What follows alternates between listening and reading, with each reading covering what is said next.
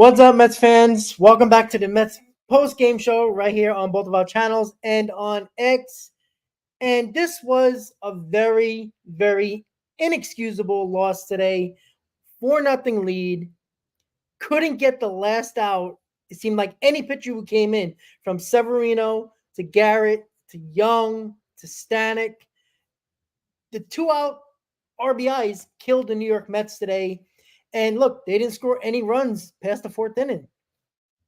You can't leave a team like this close enough where they can try to come back. And they slowly ate at the lead. I mean, basically Bryce Harper ate at the lead. But, I mean, unfortunately, JD Martinez did hit the ball over the wall, but got robbed.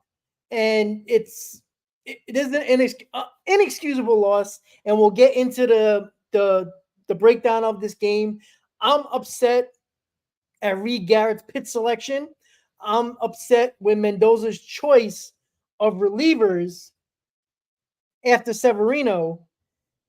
But we'll get into that a little bit. Chris, how you doing?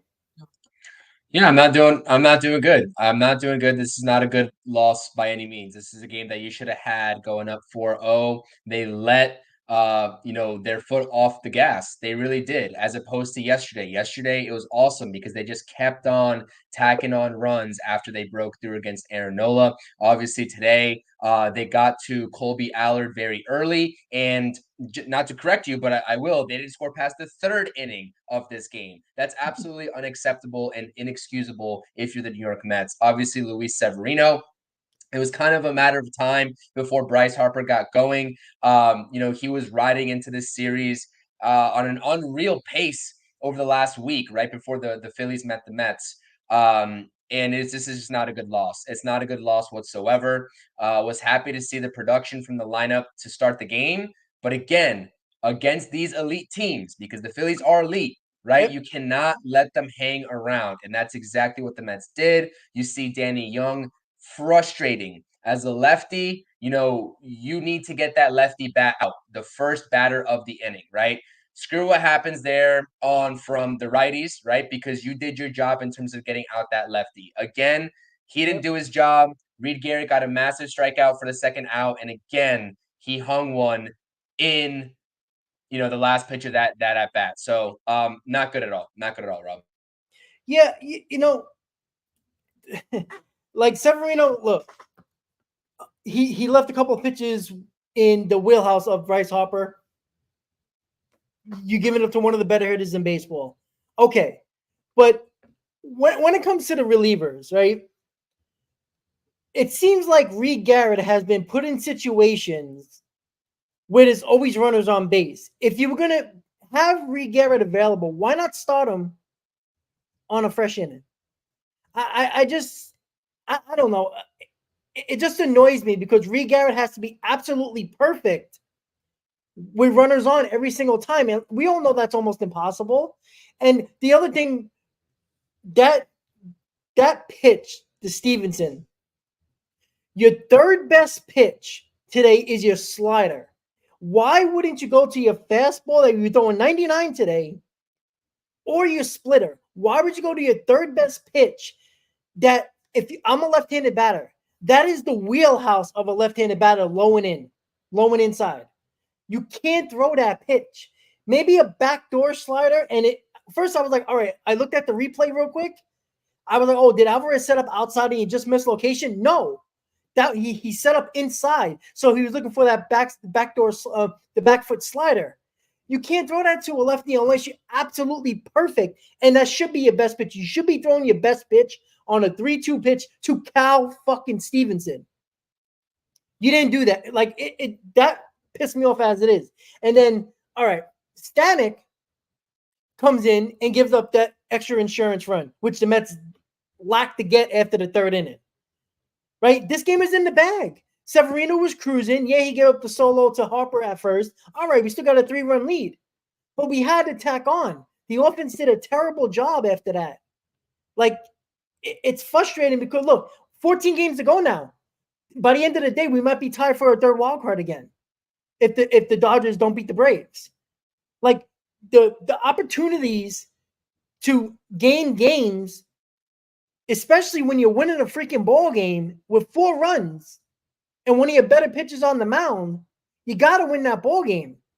And it's completely frustrating because there was ways to win this game and easier ways to win this game. Again, nothing's perfect, but this is a game. If you had this game in the bag, you are playing with house money tomorrow because you're at least going into tonight knowing that if the Braves did win, you still are a game up going into a possible sweep tomorrow.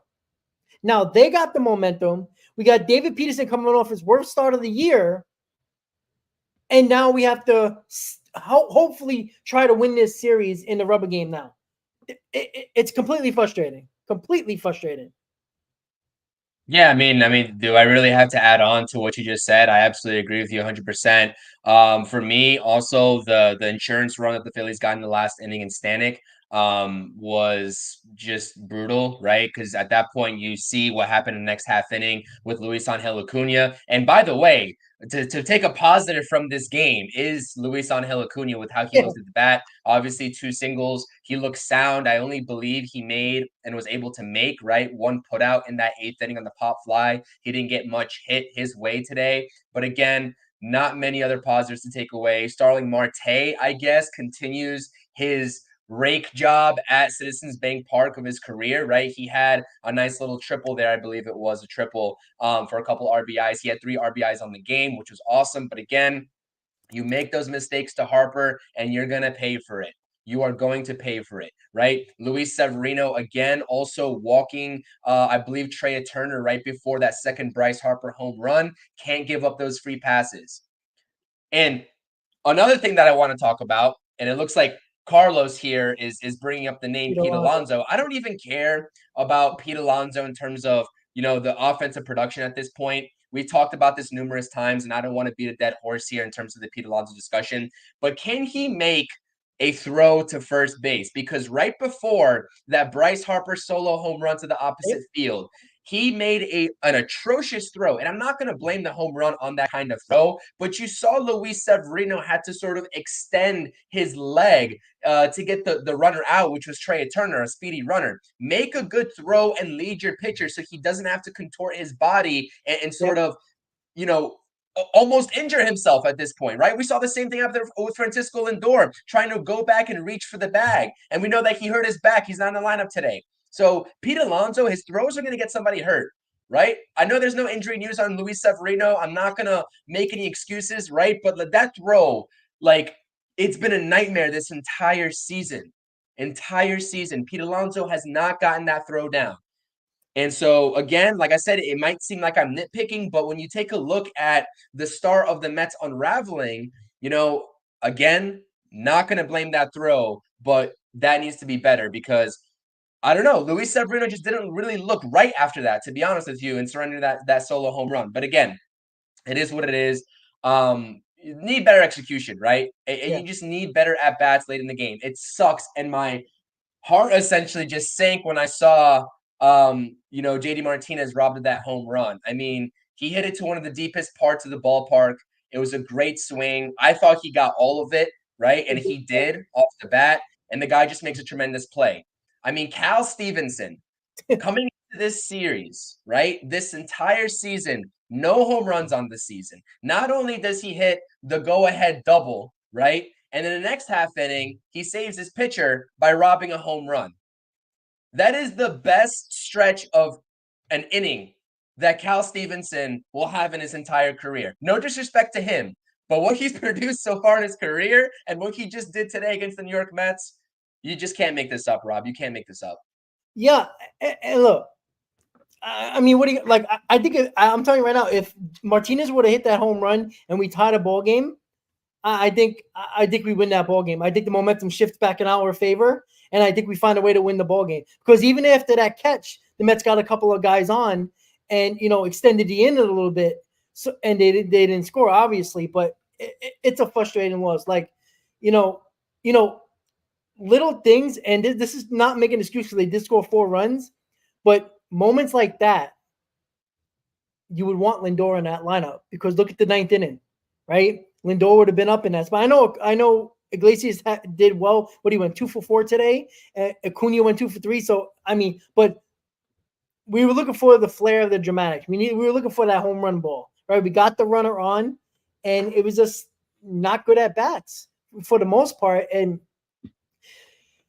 it's a frustrating look. Like we can continue to talk about it because I don't even think it's excuses. Like I know Easy brought up about that it's an excuse with Garrett bringing him a run in the scoring position. Look at his number. Look at and Gary Cohen said it. He's not very good at stranding runners. That's his weakness. Now, he's been good as of late stranding runners, but overall, he has not been good with stranding runners.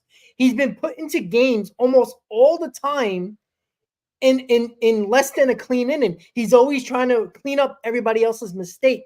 And again, this is most of the time. And that's the problem that I have. And there's the little things, and Mendoza does this only to Reed Garrett most in the biggest spots. Why not just throw Reed Garrett in that situation? You know, Danny Young was pitching to 2 right-handers, and then it was the left-hander. So if it was 2 left-handers in a row and Danny Young didn't get the job done, that's on Danny Young. But it was 2 right-handers. Now, I know they were blue hits, but he didn't get them out. He didn't execute. He didn't get the job done. Now, Reed Garrett didn't get the job done, but how many times do you expect Reed Garrett to be perfect with runners on base? And that's what I'm going about with Easy in this about Reed Garrett and his comment. It just like what is he supposed to do? Like if he would have been perfect, great, but he's not going to be perfect all the time.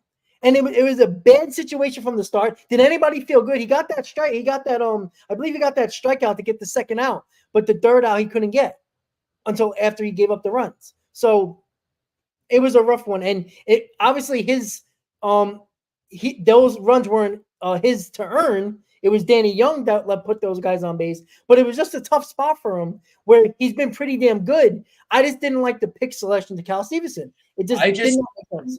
I just looked it up because you're right that there's been a multitude of opportunities that Reed Garrett has been thrust in to try to save the Mets in terms of being just put in a situation where there's runners on and maybe less than 2 outs. But I just looked up his splits on the season with runners in scoring position with 2 outs, like that exact split. And batters are hitting 257, but they do have an 893 OPS off of him in those situations. So again, like a tale of 2 tapes there, but you are right, 100%.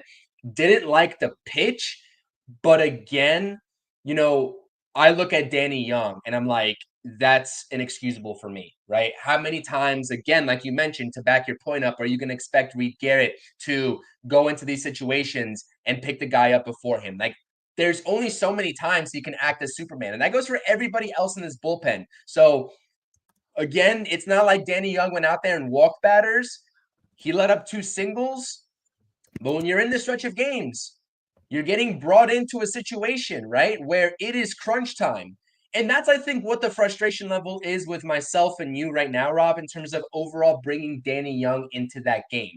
I understand he's had a great season thus far, right? I understand that. But for me, you know, when you take a look at a season where you have 16, 15 games left, whatever it is, you know, you talk about how you're going to set up your bullpen for the rest of the season in terms of your prime innings. If there's a close ball game in your 7th, 8th, and 9th inning, I don't see Danny Young as part of that equation. So I was kind of scratching my head in terms of why he was going to be there, why he was in there at that time. But again, Carlos Mendoza made a decision. It backfired. And you know what? You move on to game 3 and you try to salvage the series and win the series tomorrow, because I really don't think that we can continue to hammer that point in.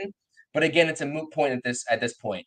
Like, they've been maneuvering this bullpen. It doesn't seem like anyone has a solidified role in this bullpen outside of a guy like Daniel Nunez when he comes back for the 8th inning, or an Edwin Diaz for the closer role. I think that it's by committee in the innings leading up to those 8th and 9th innings, right? And right now, the 8th inning is as well. You've seen Stanek, you've seen Maton, etc. You've even seen Reed Garrett, right, in the 8th inning to try to set up Edwin Diaz. So I don't like that by committee. Like, I have my guys that I'm going to roll with in those 7th, 8th, and 9th inning, and I'm not going to deviate away from that. So, well, that's the thing. Like I know he's been mixing and matching when it comes to the 7th and 8th inning.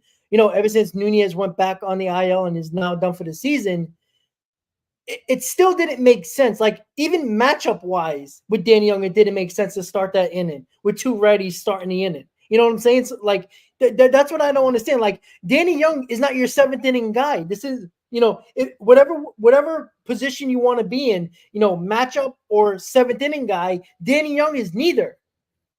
That you can trust. Reed Garrett's that guy right now. And then the eighth inning would have probably, I'm assuming it would have been Buto. I would think so. And then it would have been Diaz. I have no idea. I have no idea. I don't even know who was warming up for the eighth. I don't know if it was going to be Stanek all along. I'm assuming it would have been, but again, I have no idea. I don't know who was warming up at that point. At the end of the day, both pitchers didn't execute, or all three bullpen arms didn't execute. They didn't get the job done. So it is on them ultimately. But again, it just, I don't know. Like, again, I have the post game on, but I'm not listening to it to see what Mendoza has to say. But if anybody's listening to it right now, just let us know in the comments and we'll put it up just to have a little bit of a conversation of what he said, because there has to be there must have been some numbers against Danny Young, but they're very little numbers against those right-handed batters. So I don't know. It's back and forth with me right now. So, Rob, I just want to hammer this point home one last time, because like I said, I think the consensus in what we're saying right now is that we would have rather seen, and my holy king in the chat section saying, you got to throw Reed Garrett that whole inning. I think that's what everybody here is trying to tell, us, and we are trying to reciprocate that point back to you all, that we agree Reed Garrett should have been there. And coming into this series, Reed Garrett, I tweeted this out right before this series started. Reed Garrett hasn't allowed an earned run since August 22nd. That's 20 plus innings of work that Reed Garrett has turned in 0 earned runs. And also, another fun fact, in that same stretch, he's walked 0 batters in that same stretch. So it doesn't make sense why you wouldn't just entrust him in that 7th inning. I don't care that there's a lefty, because I think a lefty led off that inning, right, Rob? It was a lefty off that inning. It was the first pitch I believe Danny Young threw. Talk to me a second, because I want to see the summary in the 7th inning. Just give me a second. Yes, it was. It was a lefty then a righty. I want to say it was Bryson. No, so it was JT Realmuto.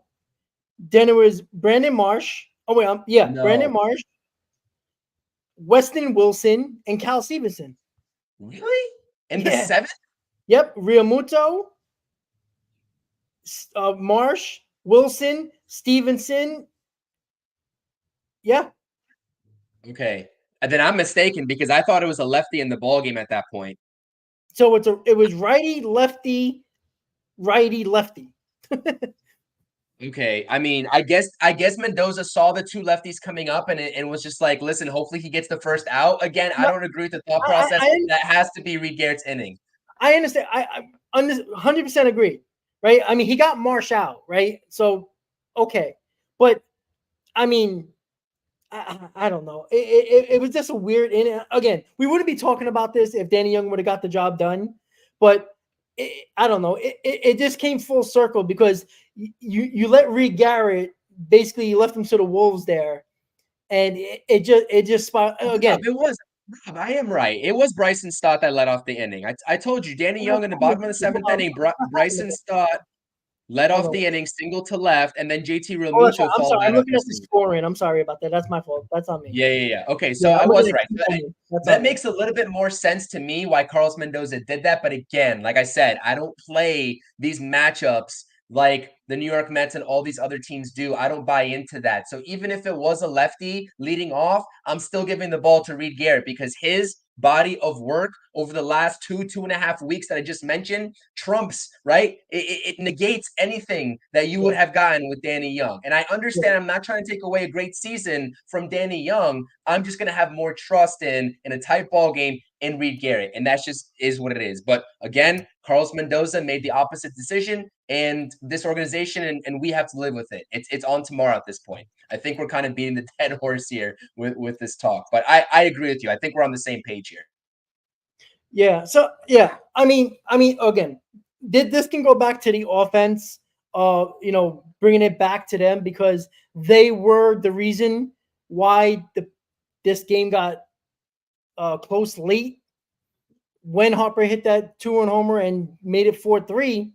It wasn't really, I mean, I feel like the Mets had this game in hand, even though they weren't scoring and they were putting up zeros, inning after inning. I still felt like they were gonna win this ball game. It seemed like Severino was in control, and I believe Ken said that he walked Turner, which was huge. And what's funny? I think it was Keith Hernandez said it. He goes, "Don't walk Turner." I'd rather have Turner hit a solo home run and face Harper with nobody on, and then try to get him out. But I mean, it wasn't a good pitch by Severino. Well, it was close, but you might be right about the whole stretch with the Pete Alonso throw that might have tightened them up a little bit. I don't know. Again, we're just trying to figure out. An observation is all it is. An observation. Exactly. It's not a fact. It's just, again, Severino didn't get it done either.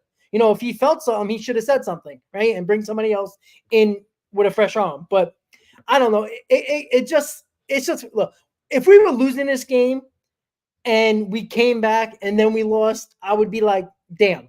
All right. We fought back, but we didn't have enough. But winning 4-0 and everything looked like it was rolling. Severino was mowing them down. The Mets seemed like they were getting every hit that they needed to get, and then it just went silent. I'm very concerned about tomorrow now, and it's not about the momentum or anything like that. It's just that I don't know what we're going to get from David Peterson.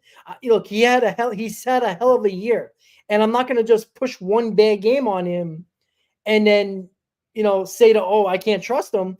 But we don't know how he's going to react or perform after his first bad start of the season. We don't know. Like that's the question mark for me. I don't know about you, but that's a question mark for me. No, I'm not really that concerned with the game tomorrow. I'm not really nervous for the game tomorrow. I think the Mets are going to strap up. I think the Mets are really going to strap up. So I'm looking forward to it. I think David Peterson's going to have a bounce back performance. A little bit more worried about the bats, right? Because of course they got to Colby Allard, who's a lefty. We see Chris Sanchez tomorrow. Again, I believe in these bats. But again, Christopher Sanchez, I believe that's his name, Christopher Sanchez, if I'm not mistaken, who's going to the Phillies tomorrow, is not Colby Allard, right? I mean, Colby Allard looked like he didn't really even belong in the major leagues today. And I kind of foreshadowed that because he didn't really have an impressive arsenal. I think he was going to rely on his changeup a lot. He tried to throw it over and he just simply couldn't get it done. But what Taijuan Walker, I just want to say this, with the abysmal season that Taijuan Walker is having, right, to be that long man for the Phillies and get demoted to that role and then throw 3 scoreless innings for them in this game, that is a backbreaker. You cannot have that happen. At that point, if I'm the New York Mets lineup and I see we've already gotten to their starter, now we have Taijuan Walker coming in here, right? As a former teammate, I'm licking my chops. I'm like, let's go. Let's go. I know what he's got, and I'll feed off the energy that you just had the previous inning or two. And it didn't happen today. And I was kind of waiting for that to happen, especially when Taijuan Walker entered the game, and it just simply didn't happen. And hats off to Taijuan Walker because he did his job in terms of stopping the bleeding, right? That was a tremendous job by him. But he comes into the game with over a 6.5 ERA, and you're kind of wondering, like, where did this offense go? So, again, I'm not going to be concerned until after the game tomorrow. Strap up.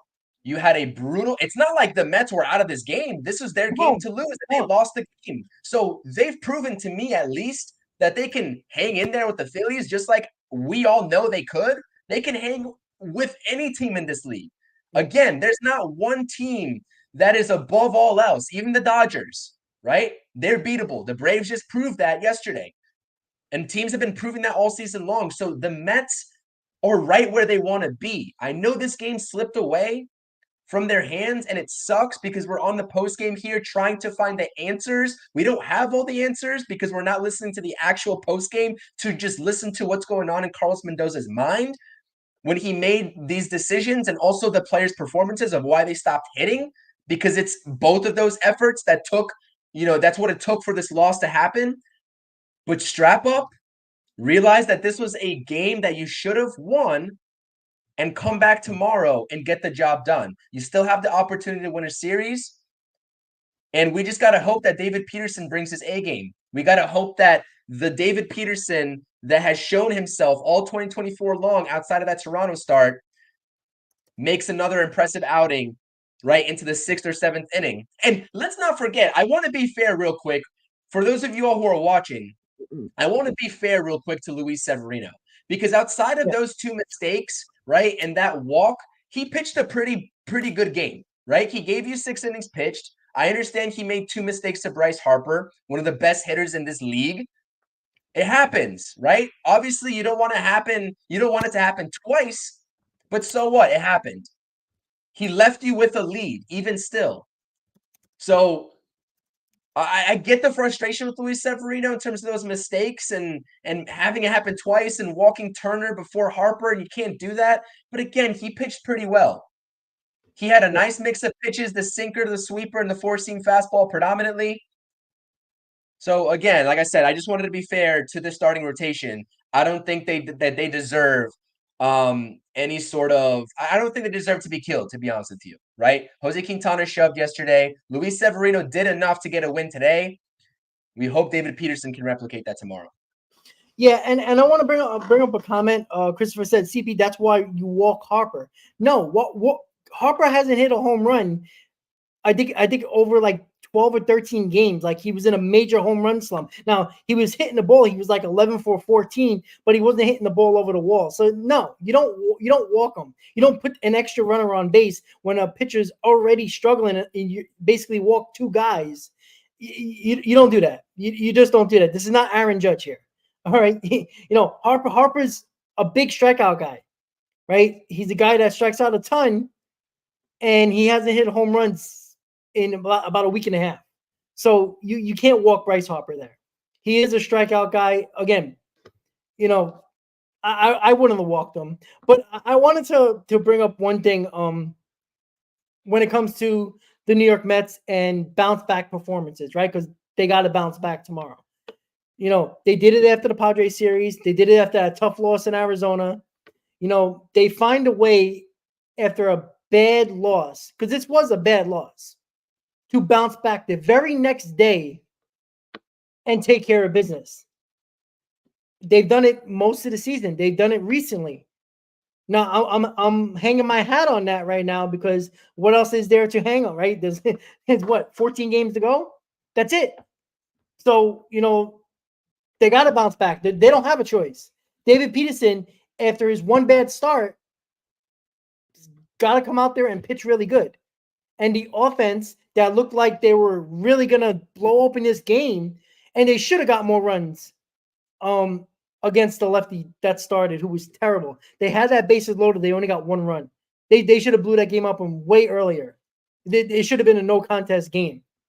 And, they left, I believe if they left 10 men left on base today, if I'm not mistaken. I think I checked that really quick. I closed out of it on accident before I really looked at it. I think it was 10 men left on base today. You score a couple more runs, you probably win the ball game. They're probably not talking about a comeback. So look at this. I'm sorry. Look at this, Rob. Look at Junior here. Steve Gelbs, quote unquote, Francisco Lindor said that he's feeling much better now than he did last night, and hopes that the off day today puts him in a position to play the rest of the way. That is amazing news for the New York Mets. Amazing news. So thank you, Junior. Really good news. Really, that's good news. Thank you, Junior. I appreciate that. Yeah. That's good. Look, we need him back in the lineup. There's no mistake about it. There was multiple times with runners on, and I'm not killing Iglesias. He was really good today. But who would you rather have up, Iglesias or Lindor in big spot? It's kind of tough right now because Iglesias has been good, but you lengthen the lineup a little bit more. It might have helped you out in the long run, getting maybe a couple more runs through, and maybe we're not talking about hitters, Rob. 2 different hitters. Iglesias is a singles hitter, right? And we appreciate that about him. He will give you a double every now and again, but Lindor has the opportunity at any given moment to put the ball in the ballpark, and that's just the difference between the two. Yep. And so, look, good news about Lindor. As long it's a back, so you always got to be careful. You can wake up tomorrow and be tight. So you got to be careful with that. Trust me, I know. I've had multiple back surgeries. He hasn't had a back surgery, but I had multiple back surgeries, and every given day I wake up praying that my back doesn't tighten up. So I completely. So hopefully it does not be the case. But again, Lindor knows his body better than anybody. hopefully he's good to go for the rubber game tomorrow. And look, I think I mean, is there anything that you want to bring up about today's game or bringing up tomorrow's game before we close it out? No, I'll give my final thoughts here. Like I said, I mean, we gave you what we were kind of thinking in our mindset, right? This is why we come on here and do this. We don't just talk about the wins. I had an amazing post game last night talking about an electric win. Everybody was great. We were hyped. And now, we're talking about a loss. We don't shy away from the losses, right, Rob? We're here to Yeah, talk about the losses absolutely. as well and take you all through what we were kind of thinking during that time. Again, it sounds a little negative because losses are never going to be positive, right? Especially at this point of the season. But the Mets still have a game tomorrow. It's a short turnaround. Go out there and win the series, right? Even if the Braves win tonight, it doesn't matter. You're still right in the thick of this race. That does not take away. Losing today does not take that away. Yes, it sucks. Yes, it stings. But guess what? We'll enjoy the rest of our Saturday nights. We'll come back tomorrow. And this is kind of what I wanted to say is that it's unfortunate to hear about your recent or your past like back injuries because you're going to have to carry this stream on your back tomorrow. I'm going to be out for the post-game stream, unfortunately. I'll be actually at the New York Giants game, my once-a-year Giants game appearance. So I'll be going and supporting them. Hopefully, they give me a little bit of a better scene than they did last week. Shout out to all my Giants fans in the chat. What was that? They always beat the Washington football team. Yeah. So, I'll be there and I'll try to sneak in a pregame stream. Let me know if we can make that happen. I'll let you know when I'm back home to get that underway. But guys, like Thor was saying in the chat, it's okay. It's okay. Yes, I'm frustrated as much as you all, right? I would have done things differently today. But again, there's also positives. I just mentioned Luis Severino -2 mistakes to Bryce Harper, threw the ball pretty well. Oh, and by the way, the excuses that I heard that Luis Angel Acuna wasn't ready for the big leagues, don't bring him up. There's no reason for him to be up. He looked like a major leaguer today. And even the broadcast was saying it. GKR, they're saying this guy was taking major league at-bats, even in the outs that he made. So that's also a good thing. Also, that catch that he made down the line, calling off Vientos, that's a veteran shortstop play right there. He looked Huge. very comfortable making that catch, and that was the ninth inning right there. So, look, that's good signs for us. That is great signs. Rob, when I saw the lineup actually announced, I was for sure that Jose Iglesias was going to be playing short and Luis Angel Acuna was going to be playing second base. And when I saw that they were trusting Luis Angel Acuna at shortstop, I was like, let's go. Let's go because this kid, right? I don't care. Everyone might say that he's not ready. I know he only batted 257. In AAA, I understand it wasn't like worldly numbers, but just despite what his role is going to be, because if Francisco Lindor comes back, obviously it's going to be Lindor and Iglesias up the middle more often than not. But just gaining that experience as a young player. I dropped a video before the game today, right? I wasn't on the pregame. It was a live chat. It was popping. So that's awesome to see that the pregame kind of took off a little bit. I dropped a video and I said, even if Luis Angel Acuna doesn't play, more often than not, just him gaining that experience and him seeing the leadership and having hopefully Lindor take him under his wing is a great thing, right? Especially for his status on the New York Mets in future years to come. So again, take positives where we can take them. Again, no excuses though. I said I wasn't going to give this team any excuses, and this is a brutal loss. This is a game where we should have been on stream talking about a Mets win, and it's very unfortunate that we're not. So learn from the mistakes, right? Both managerial, perhaps, if they deem those mistakes at an organizational level, and also the players come back tomorrow and put together a complete 9 innings. Because today, the New York Mets, especially the offense, only played 3. Whereas last night, they played the full 9 innings. You need to play a full 9 innings to beat elite teams. And those are my final words. Please, guys, thank you all so much for being here, even during a loss. It means a lot. We appreciate you all wanting to sort of come into the chat and vent your frustrations. We are here for you all. Hit the thumbs up. And if you stumble upon our channels, make sure you're subscribing to both, especially if you're over on X. I know you've been saying that recently, Rob. If you're over on X, come over to YouTube, hit that link, and subscribe.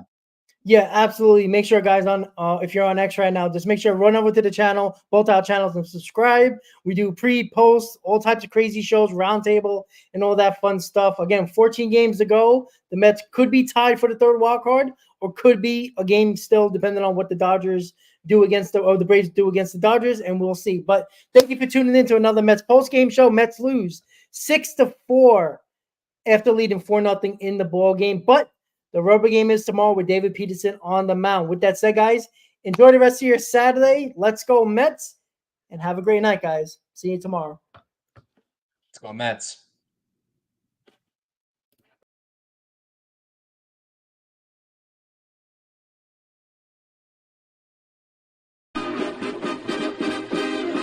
Meet the Mets, meet the Mets.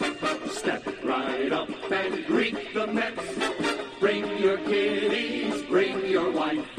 Guaranteed to have the time of your life, because the Mets are really socking the ball, knocking those home runs over the wall. East side, west side, everybody's coming down to meet the METS Mets of New York town. Oh, the butcher and the baker and the people on the streets, where do they go? To meet the Mets! Oh, they're hollering and cheering and they're jumping and